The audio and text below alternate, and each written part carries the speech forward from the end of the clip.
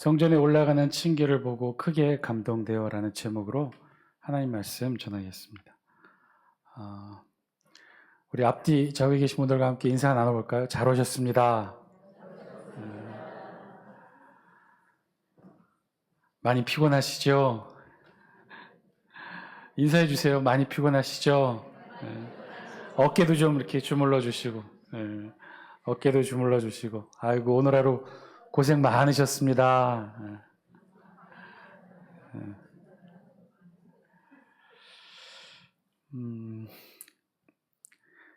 서울 남자와 경상도 여자가 결혼을 했대요. 이렇게 달콤한 신혼을 지내고 있는 어느 휴일날 출출한 남편이 아내에게 이렇게 말했답니다. 우리 국수나 만들어 먹을까? 그랬더니 이 경상도 아내가 되물었어요. 국시에? 그래서 서울 남편이 대뜸 말합니다. 국시가 아니고 국수. 그러자 아내가 살짝 자존심이 상한 채로 말합니다. 그러게 국시 아닙니까? 남편도 살짝 짜증을 내면서 말합니다. 아니 국수라니까. 그렇게 해서 이들 부부는 국수를 만들기도 전부터 싸움을 시작하게 되었어요. 정말 사소한 것에서부터 부부싸움을 시작하게 된 거죠. 보통 이렇게 사소한 것으로 불붙은 부부싸움은 이제 절정으로 치달으면 어디까지 가요? 마침내 상대 집안 흠집내기에 이릅니다.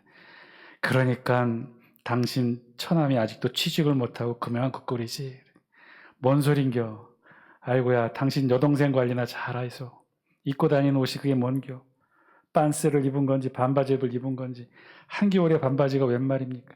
나 참 남사스러워서. 결국 이들 부부는 아주 국수 논쟁으로 시작해서 부부싸움으로 이제는 이혼 운운하며 심각한 싸움까지 나가게 됐어요. 그런데도 남편은 무언가 억울한 생각이 들었는지 우리 이혼을 하더라도 이 문제 국수가 맞는지 국시가 맞는지 이 문제는 해결하자고.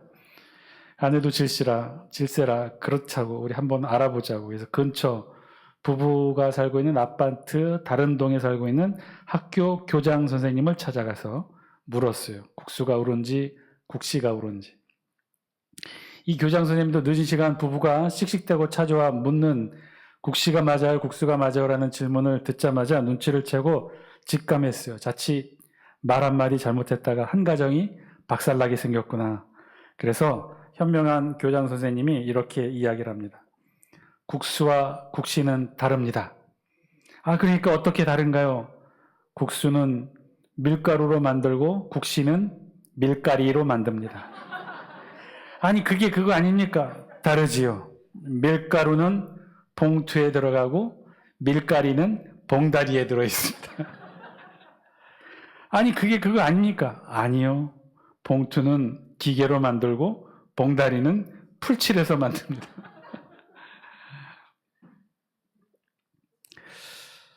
어쩌면 우리 삶의 일상도 자세히 들여다보면 그런 것 같아요. 뭐 크고 중요한 어떤 대의가 우리 삶을 결정하고 선택하기보다는 사실은 우리도 그런 거죠. 우리 일상의 삶을 보면 사소하고 작은 것들이 우리의 삶을 결정하는 대부분을 보게 됩니다.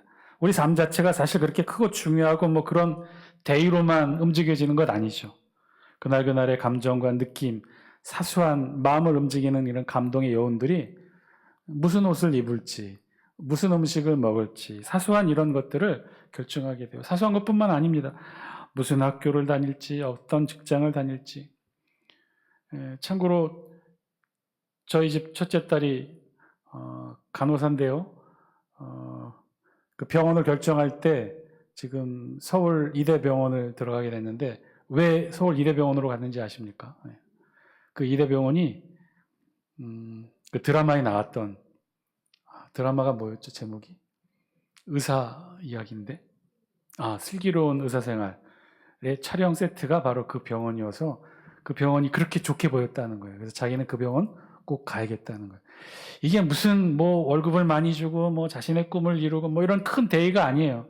그저 자기가 보기에 좋아 보이는 것, 이런 것들이 다 이런 것들을 결정한다는 거예요. 직업을 고르고 물건을 사고. 우리 일상의 삶들을 보게 되면요, 어떤 뭐 정치적 소신이나 뭐 철학이나 가치, 가훈 뭐 이런 거창한 것들로 우리 일상의 삶이 결정되지 않는다는 거예요.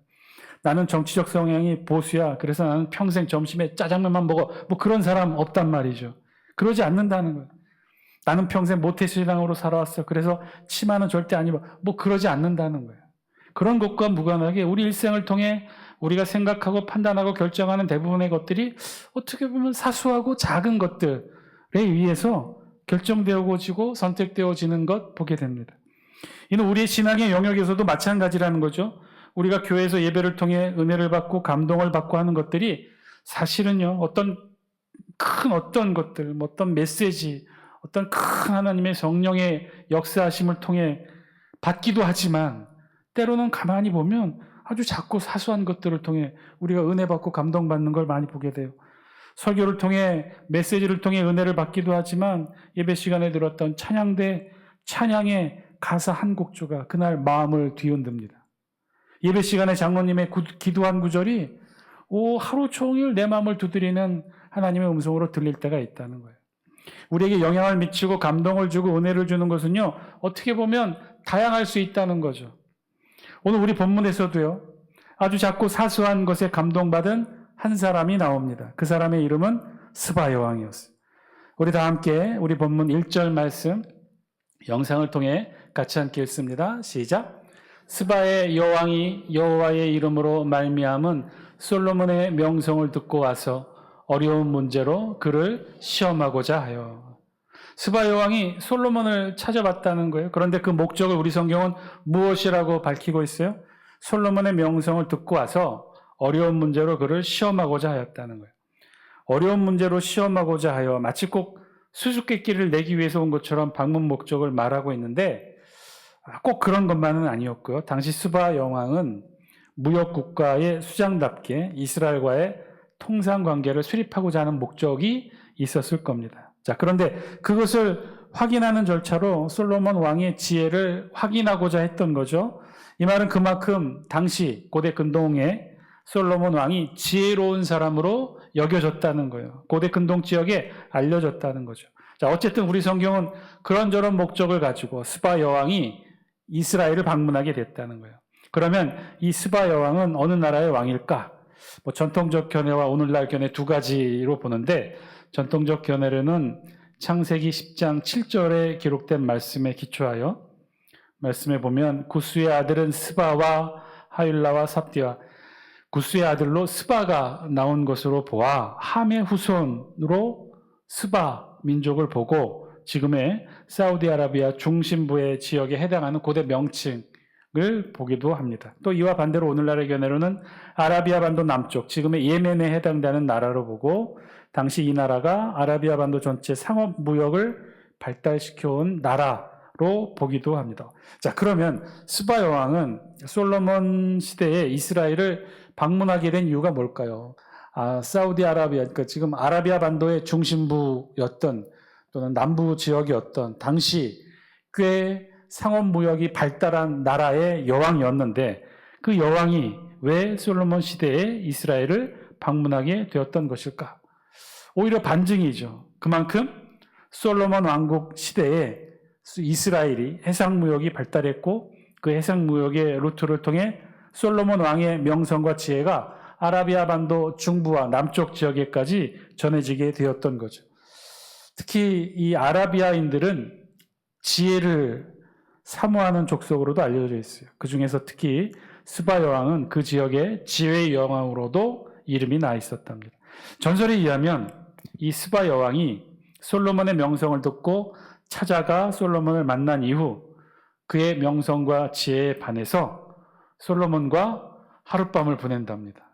그리고 솔로몬을 통해 아들을 낳았고 그 아들이 스바 여왕 나라, 자신이 돌아가서 스바 여왕 나라, 자신의 나라의 후계자가 되어 그들을 다스리게 되었고 찬란한 이 아라비아 반도의 문명을 꽃피게 되었는데 그 찬란한 아라비아 문명이 그 문명으로 남긴 유적이 어떤 유적이에요? 사진으로 보시면 페트라 유적이 아니었을까 이렇게 추정을 해봅니다.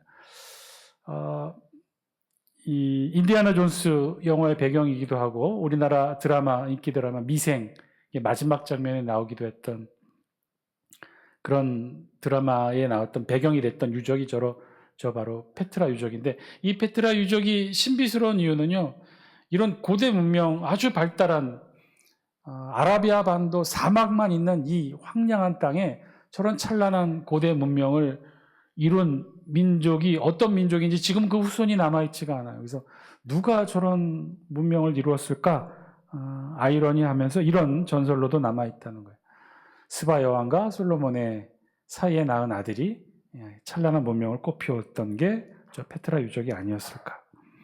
자, 스바 여왕을 매개로 이스라엘의 솔로몬 왕의 영향력이 이들의 문명에도 영향을 미쳤음을 오늘 우리 성경이 보여주고 있는 한 대목이죠.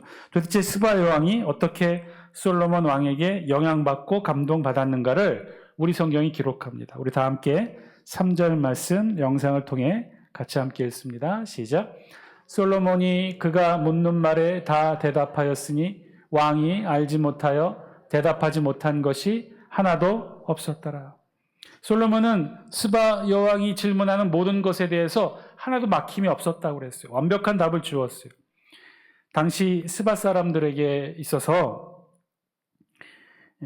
이 지혜라고 하는 것은 어떻게 생각했냐면 수수께끼나 혹은 격언, 이 세상에 밝혀지지 않는 그런 진실의 이면 속에 있는 어떤 질문의 답들, 뭐 이런 것들을 지혜의 전부라고 생각했어요. 지혜의 한 장르라고 보았어요. 그래서 이런 것들을 수집하고 모으고 질문하고 질문의 답을 되새기며 이런 것들이 이 당시 아라비아 반도의 스바 여왕으로 지칭되는 이들 민족이 여겼던 지혜의 핵심이었던 거죠.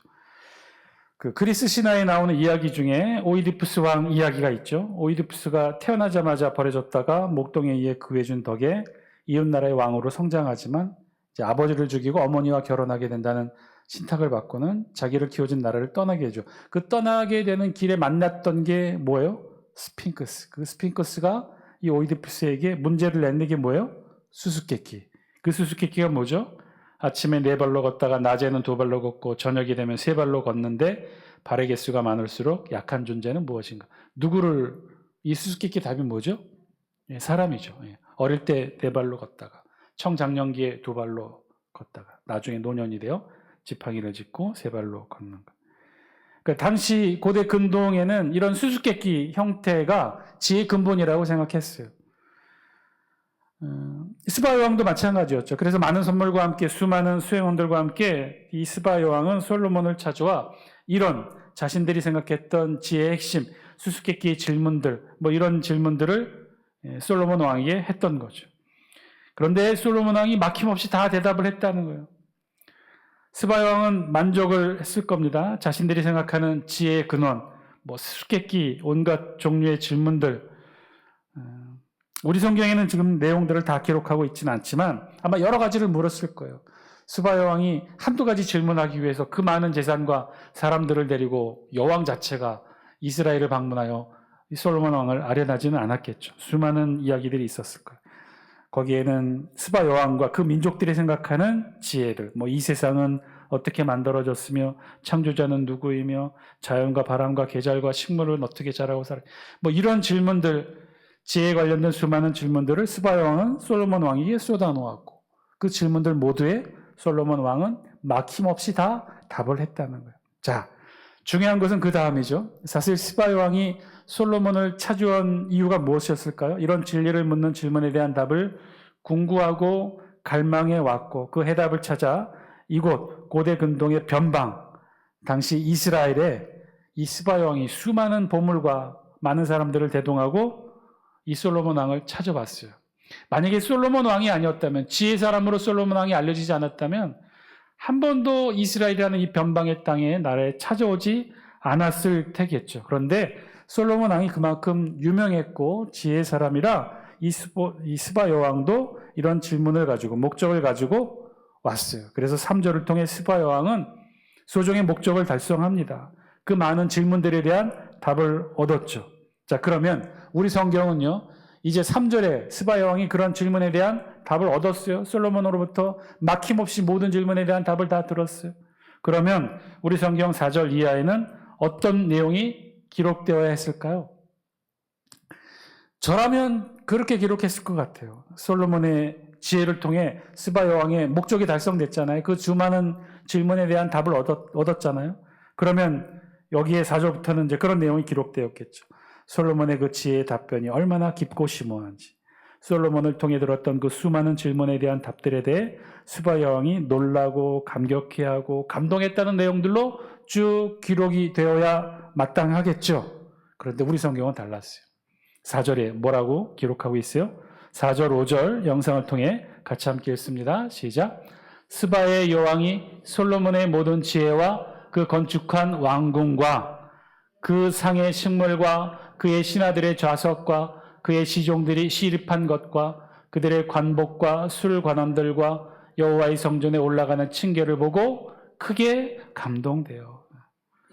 스바 여왕은요, 막힘없는 솔로몬의 지혜와 그 답변에 감동한 것이 아니라 무엇에 감동했다는 거예요. 5절에 보면 아주 주변의 사소한 것들, 상의 식물, 솔로몬 왕이 먹는 식탁의 음식들을 보고 또 그 옆에 신하들이 앉아있는 모습들을 보고 그 옆에서 음식, 시중을 두는 시종들이 시립한 것을 보고 그들의 옷과 술관원들의 말과 행동, 심지어는 무엇을 보고 감동했다는 거예요?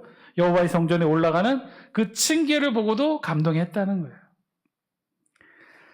4절에 보면요, 물론 솔로몬의 지혜와 그 건축한 왕궁에 대해서도 물론 감동했다고 기록하는데 이건 아주 짧게 한 줄로 처리해요. 그 주로 어디서 감동한 거예요? 5절에서 감동한 거예요. 5절에 보면 아주 이 사소한 것들, 솔로몬 왕이 먹는 식탁의 음식들, 그 옆에 있는 신하들의 모습들, 옆에 시종 들고 있는 시종들의 모습들, 그들의 입고 있는 옷과 술관원들과 심지어 여호와 성전에 올라가는 층계, 관리, 모습, 건물, 이런 것들, 아주 사소해 보이는 모든 것들을 통해 감동을 받았다는 거예요. 신하들뿐만 아니라 시립한 시종들의 모습에서 배석하고 있었던 신하들의 모습을 통해서 스바 여왕은 감동을 받았다는 거예요. 한마디로 말해서 스바 여왕은요, 솔로몬의 막힘없는 질문에 대한 답변, 그 지혜뿐만 아니라 다양한 다른 것들을 통해서도 감동받았다는 거예요. 심지어는 5절 마지막에 무엇을 통해서도 감동받았다는 거예요? 성전에 올라가는 층계를 보고, 계단을 보고, 건물의 모습들을 보고, 외관을 보고 감동했다는 거예요. 성전의 층계를 보고 감동되어, 예전 성경에 이 부분을 어떻게 번역하냐면요, 여호와의 전에 올라가는 층계를 보고 정신이 현황하여, 이렇게 번역을 했어요. 그만큼 솔로몬 왕의 지혜뿐만 아니라 그 주변에, 왕의 주변에 있는 모든 것들을 보고 다 감동받게 되었다는 거예요. 자, 그랬던 거죠. 스바 여왕은요, 솔로몬 왕의 지혜도 물론 감동했지만, 그리고 그가 건축한 성전을 보고도 감동했지만, 그보다 더 크고 진한 감동은 솔로몬 주변에 있던 것들, 주변에 있는 신하들, 시종들, 그 주변에 있는 건물, 성전으로 올라가는 층계 난간까지도 아주 작고 사소한 것 하나하나에 다 감동받았다는 거예요. 사랑하는 장수교 성도 여러분, 오늘 말씀을 통해 우리에게 주신 하나님의 음성, 저와 여러분들이 들을 수 있게 되기를 바랍니다. 사실 지금 우리의 모습도 마찬가지죠. 우리가 어디에 가서 좋은 느낌을 받고 감동을 받는 것은요, 크고 중요한 어떤 중심적인 커다란 대의 명분뿐만 아니라 어쩌면 주변의 작은 것들을 통해서 사실은 더 많은 감동과 마음의 움직임을 우리도 받게 되죠. 우리 부흥회에 참석합니다. 그래서 강사님의 말씀을 듣고 은혜를 듬뿍 받아요. 그런데 나오는 길에 안내하는 안내위원들의 이 거친 말투, 준비되지 못한 이 접대, 투박하고 거친 안내의 모습들에서 그날 예배 시간에 받았던 말씀을 통해 받았던 은혜가 다 사그러드는 것, 우리도 많이 경험하게 되죠. 우리 교회도 마찬가지예요. 교회에 나오는 것은 물론 사람을 보고 나오는 것이 아니라 하나님 보고 나오는 것이지만, 그래서 예배가 중요하고 말씀이 중요하지만, 그런데 그것만이 아니라는 거예요. 우리에게 은혜를 주고 우리를 감동하게 하고 우리 마음을 움직이는 것, 사실은 크고 중요한 어떤 중심 주제만이 아니라 주변에 자꾸 사소한 것들이 우리의 마음을 더 움직이게 하는 요소가 된다는 거예요. 그래서 크게 부흥하고 성장하는 교회는요, 그런 준비들이 잘 돼 있는 교회예요. 예배도 좋고 감동이 있고 잘 준비된 예배이고 목사님의 메시지 전포도 참 중요한데, 그것 이상으로 안내위원들의 표정, 교인들의 말투, 그들의 표정과 말투, 하다못해 꽃꽂이 장식에서부터 건물 내부의 장식과 조명, 분위기, 이런 것들에 사실은 마음을 움직이고 감동받고 우리 마음이 끌리고 움직이게 된다는 거죠. 이런 교회들 나중에 새가족 간증 들어보면요, 등록하게 되었던, 결정하게 됐던 계기들이 물론 예배도 좋고 목사님의 말씀도 좋은 그런 이유도 있었겠지만 다른 이야기들을 많이 하셔요. 안내하시는 분들이 너무 친절하게 잘 안내해 주셔서 그 모습에 감동이 되었다고. 식당에서 식사하는데 옆에 성도들의 아주 행복하게 식사하는 그런 모습들을 통해, 그들이 하는 말투를 통해 감동받게 되었다. 교육부서에서 아이들이 예배 드리고 나오는 그 즐겁고 환한 밝은 미소의 모습에서부터 아, 교회가 정말 살아있구나, 웃음이 넘치는구나, 즐거움이 있구나, 이 교회는 이런 것들이 살아있구나, 그런 것들을 느끼면서 감동을 받아서 교회 등록하게 되었다라고 이야기하는 건 많이 보게 됩니다. 여러분, 왜 그럴까요? 제일 중요한 것은 어떻게 보면 예배이고 예배면 말씀인데 이것만 좋고 이것만 잘 준비하고 이것만 좋으면 됐지 나머지 뭐가 중요하겠어요? 좀 비가 새면 어떻습니까? 교회가 좀 낡으면 어때요? 성도들이 좀 친절하지 못하면 좀 어떻습니까? 서로 은혜를 갈구하는 경쟁인데 서로 달려들고 일찍 좋은 자리 차지하고 내 자리에 앉았으면 밀어내고 내가 앉아서 내가 은혜 받아야지. 그래서 은혜를 받고 하늘의 은혜를 찾으면 되지 그 외에 다른 것이 뭐가 필요하겠어요? 그런데 아니라는 거예요. 실제로 성도들이 교회 와서 경험하고 접촉하는 것, 새가족들이 실제 보고 느끼고 경험하고 대화를 나누는, 그래서 저들이 직접적으로 장숙에서 접촉하는 부분은요, 예배 시간, 설교, 기도, 찬양, 그 시간의 의미는 사실 얼마 안 돼요. 끝나고 나가서 식사하고 주중에 교인들과 만나고 구역 모임하고 이런 시간들이 더 많다는 거죠. 실제로 이런 접촉을 통해서 이 교회에 대해서, 은혜에 대해서, 하나님의 은혜와 사랑에 대해서 더 많이 느끼고 경험하게 된다는 거예요. 예배 시간 1시간 앉아서 경험하는 것보다 훨씬 더 많은 경험들이 우리가 생각하는 작고 사소한 것들을 통해 다 이루어진다는 거예요. 설교 시간에 목사님의 말씀도 중요하지만 설교가 끝나고 식사하면서 성도들이 나누는 대화도 중요하다는 거예요. 예배 안내위원들의 말투와 표정도 중요하다는 거예요. 은혜 받은 성도들의 모습과 일상의 삶들도 중요하다는 거예요. 저들이 예배 끝나고 집에 가서 일상의 삶을 통해 어떻게 자신의 삶을 들었던 말씀과 받았던 은혜와 함께 자신의 일상의 삶을 일구도 가는 그런 모습들도 중요하다는 거예요. 오늘 우리 성경의 스바 여왕도 그랬다는 거죠. 스바 여왕을 감동시킨 것은요, 왕의 식탁의 음식들, 주변에 배석한 신하들, 그들을 시종드는 하인들, 그들의 입술과 얼굴과 표정과 손끝에서 전해지는 그 느낌, 심지어는 성전에 올라가는 층계의 모습들에 감동을 받았다는 거예요. 솔로몬 왕의 지혜와 성전과 왕궁의 화려함도 물론 감동이 되었겠지만 진짜 스바의 여왕을 움직인 것은 이런 것들이었다는 거예요. 그래서 이제 스바 여왕이 아예 말로써 선언하고 선포합니다. 우리 8절 말씀 영상을 통해 같이 함께 읽습니다. 시작. 복되도다 당신의 사람들이여, 복되도다 당신의 이 신하들이여, 항상 당신 앞에 서서 당신의 지혜를 들음이로다. 복되도다 당신의 사람들이요, 복되도다 당신의 신하들이요. 스바 여왕은요, 그리고 자세히 살펴보니 이제는 솔로몬 왕과 함께 있는 신하들과 시종들을 복되다고 지금 칭하고 선언하고 선포합니다. 이들이 복되다는 거예요. 이들이 행복하다는 거예요. 솔로몬 왕 옆에 있었던 신하와 시종들이 복되고 행복하다는 거예요. 왜 그럴까요? 이유는 단 하나, 솔로몬 왕과 함께 있어서 그 지혜를 날마다 들으니 복되다는 거예요. 이 말은 달리 표현하면 솔로몬 왕이 누렸던 그 하늘의 축복과 은혜를 옆에 있는 신하들도 시종들도 함께 나누었다는 거예요. 똑같은 이유로 이제 9절에 보니 이제는 이 스바 여왕이 다른 축복을 해요. 9절 영상을 통해 함께 읽습니다. 시작. 당신의 하나님 여호와를 송축할지로다. 여호와께서 당신을 기뻐하사 이스라엘 왕위에 올리셨고 여호와께서 영원히 이스라엘을 사랑하심으로 당신을 세워 왕으로 삼아 정의와 공의를 행하게 하셨도다 하고, 스바 여왕이 지금 뭘 하고 있어요? 하나님을 찬양해요. 하나님을 송축하고 있어요. 그런데 그 이유가 재밌어요. 뭐 때문에 하나님을 찬양하고 하나님을 송축합니까? 스바 여왕이 보니까 하나님이 이 세상을 창조하시고 이 세상을 복되게 하셔서 지금 스바 여왕이 하나님을 찬양하고 있어요? 아니에요. 누구를 보니까 하나님을 찬양하는 거예요? 솔로몬 왕을 보니까 하나님을 찬양하는 거예요. 하나님께서 솔로몬 왕을 이스라엘의 왕위에 세워주시고 영원토록 이스라엘을 사랑하시고 솔로몬 왕을 왕으로 세워 정의와 공의를 행하게 하신 그 하나님을 찬양한다는 거예요. 스바 여왕에게 하나님의 존귀와 영광, 지혜롭고 위대하신 하나님을 스바 여왕은 누구를 통해서 보았다는 거예요? 솔로몬을 통해서 보았다는 거예요. 사랑하는 장수께 성도 여러분, 오늘 말씀을 통해 우리에게 주시는 하나님의 음성 저와 여러분들이 들을 수 있게 되길 바랍니다. 오늘 우리 본문은요, 우리에게 말씀하고 있어요. 복되다는 것, 행복하다는 것, 축복이라는 것, 하늘의 은혜라는 것, 그것은요, 결국 가만히 보면 우리가 하늘로부터 얼마를 받아서 얼마를 누리는 것인가가 우리의 축복의 규모가 다가 아니라고 말씀하고 있어요.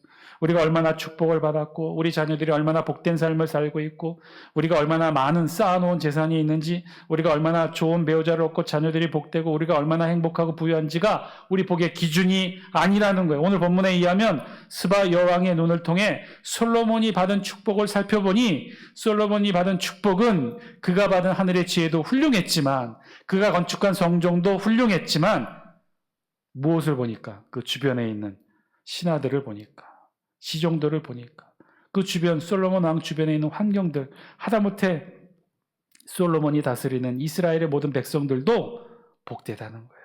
그들이 복을 받았다는 거예요. 그들이 행복하다는 거예요. 그래서 솔로몬이 복되고, 그래서 그 솔로몬을 통해 이 스바 여왕이, 하나님을 알지 못하는 이 스바 여왕이 하나님을 송축했다는 거죠. 사랑하는 장수께 성도 여러분, 축복이라는 것이 그렇다는 거죠. 하늘의 복이 그렇다는 거예요. 하늘의 복은 나 혼자 나만을 위해 쌓아놓은 행복이 축복이 아니라는 거예요.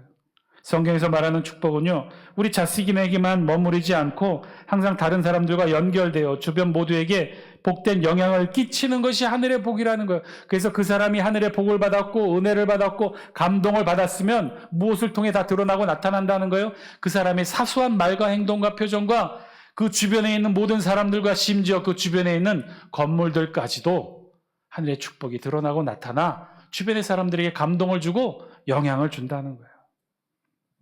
내가 하늘의 복을 받고 누리면 나만 행복한 것이 아니라 어떻게 해요? 내 주변도 행복해지고 내 주변도 복을 누린다는 거예요. 내 이웃이 행복하고 내 가족이 행복하고 내 구역이 행복하고 내 표정이 행복하고 내 언어가 축복을 선포하고 내 손짓이 내 발걸음이 복된 손과 발걸음이 된다는 거예요. 우리의 주변의 사소한 것들 하나하나까지도 하늘의 복을 누리고 행복해진다는 것이죠. 사랑하는 장수께 성도 여러분, 그게 진짜 축복이 아닐까요? 축복 받으면 나만 복되고 나만 행복하고 나만 천국 가고 그런 게 아니라는 거죠. 아주 오래전 초등학교 6학년 때의 일입니다. 4학년 때부터 어머니와 함께 교회를 나가기 시작하고, 그때 어머니도 그렇고 저도 그렇고 뜨거운 신앙이어서 해마다 여름방학이면 어머니와 단둘이서 일주일씩 꼭 가는 곳이 있었어요. 이만한 보자기에 둘이만 해먹을 수 있는 조그만 솥단지, 거기에 고추장 담고 김치 싸고 쌀 싸고, 그래서 보자기 싸가지고, 그리고 버스 타고 2시간씩 걸려서 가는 것, 하늘산 기도원. 그렇게 3년째 갔던 6학년 여름 때 일이었어요. 그때도 하늘산 기도원 대강당 그 바닥에 오전 집회가 끝나고 이제 밖에서 점심을 해먹고 오후를 지나 메인 저녁 집회 시간을 이제 기다리면서 좀 일찍 가야 돼요. 그래야 좋은 자리 잡을 수 있으니까.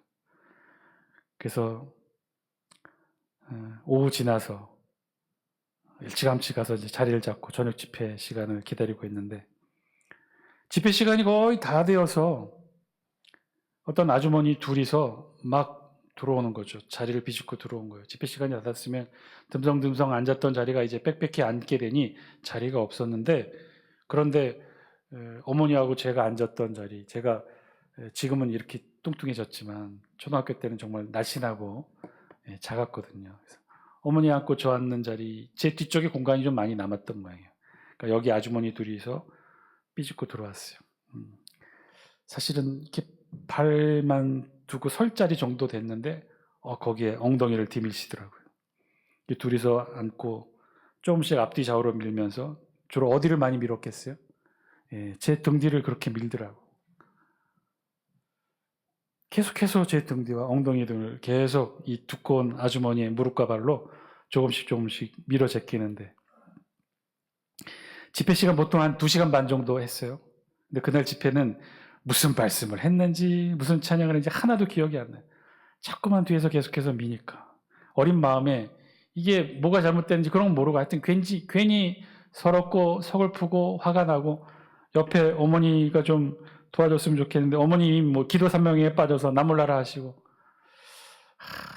그래서 내가 돌아서서 그만 좀 밀라고 이야기하려고 이렇게 뒤를 돌아봤는데 그 표정이 아직도 잊혀지지가 않아요. 눈 감고 찬양하면서 두 손 올리고 방언 기도하며 입에 막 침 튀면서 기도하시는 그 모습이 지금도 잊혀지지가 않아요. 그 아주머니는 늦게 오셔서 좋은 자리에 앉아 열심히 기도하고 말씀 듣고 아주 은혜를 아주 많이 받았던 것 같아요. 그런데 그 앞에서 쭈그리고 2시간 반을 앉아 있었던 저는 지금까지도 기억해요. 그 아주머니의 얼굴은 모습은 기억이 안 나는데 그 기도할 때에 눈 감고 기도할 때 침 튀며 입술 벌리면서 방언 기도하시는 그 모습이 아직도 기억나는데, 그 모습이 저에게 좋게 여겨졌을까요? 그 뒤로는 딱 어머니 또래 아주머니들이었는데 그 뒤로는 그 또래 아주머니들을 멀리하는 습성이 생겼어요. 여러분, 복받고 은혜받고 감동받으면요, 우리의 작고 사소한 것까지도 복되게 변화되는 게 맞겠죠.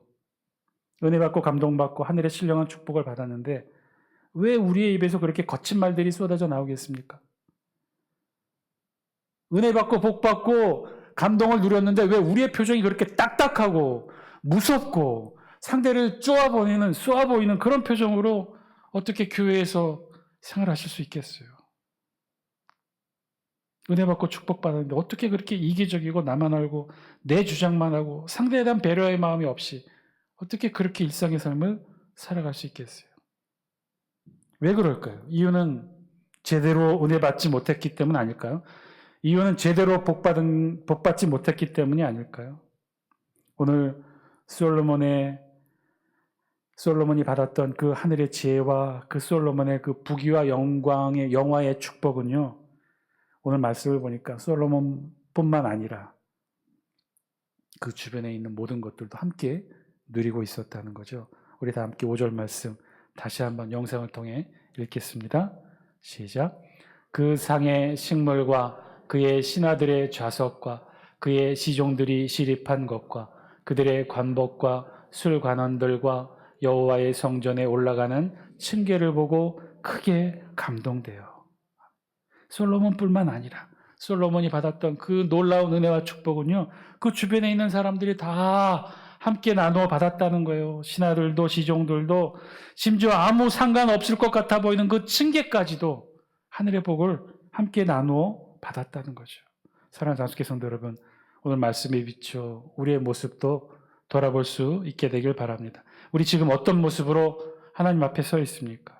우리의 표정은, 우리의 입의 말은, 우리의 손에 담긴 마음은 누군가에게 감동을 줄 만큼 하늘의 은총과 축복에 가득 담겨져 있는 모습인가요?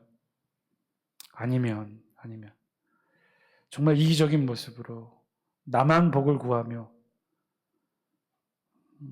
그런 모습으로 혹시 신앙생활하고 있지는 않습니까? 그거는요, 제대로 축복받은 거 아니에요. 제대로 은혜 받은 거 아닙니다. 제대로 축복받고 은혜 받으면요, 우리의 사소한 표정도 말투도 손길도, 심지어 우리 주변의 사람들도, 심지어 우리 주변의 건물까지도 감동된 모습으로 변화될 줄 믿습니다. 그런 축복, 그런 하늘의 은혜, 그런 말씀의 은혜 누리시는 저와 여러분 다 되시기를 주의 이름으로 간절히 축원드립니다.